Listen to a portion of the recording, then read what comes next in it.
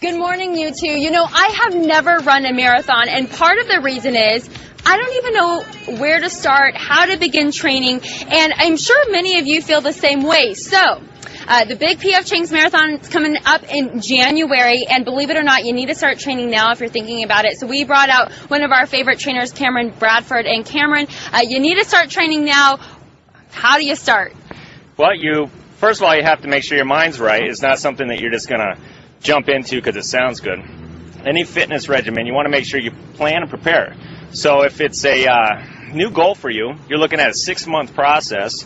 Throughout that process, you're looking to get a lot of long runs in, short intervals to help that performance, and then, of course, recovery. You want about 2 days a week full recovery. We're looking at some of the runners right now. How do you get past that 2 or 3 mile, hurdle? I always seem to stop right there. How do you get past that? Well, it's all about progression. So instead of jumping right into a 20-mile long run, you're going to break that up into shorter runs. So you got short runs that last 20 to 45 minutes.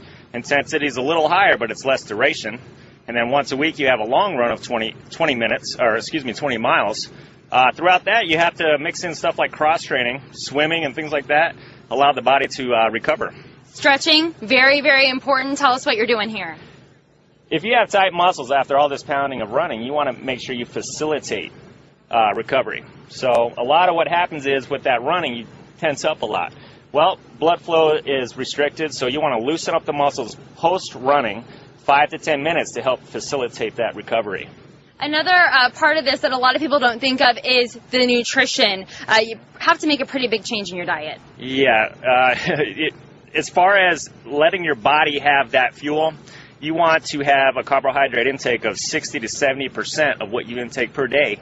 If you're training like a bodybuilder where it's low carb, you're going to hit the wall pretty quick. So you're looking at 50 to 100 grams of carbohydrates throughout the day, especially post-training, to recover and be able to, your next runs, be able to perform. And my last question for you, it is cooling down, it's getting nicer outside, but how do you prevent heat exhaustion if you're going to start right now and try to run in these temperatures? Well, you want to basically avoid 12 to 3 o'clock in the afternoon. That's the hottest part of the day. In the morning time, air quality is a little better. Yeah. You want to make sure your shadow's longer than your body. Throughout your run, every 20 minutes you want to have 4 to 8 ounces of fluid. Otherwise, once you start to feel those cramps and things like that, you're going to, approach heat exhaustion and things like that. You want to avoid that. Okay, Cameron, thank you so much for all of those tips. And again, the PF Chang's Marathon is in January. If you want to start training now, listen to Cameron and he'll get you off on a good start.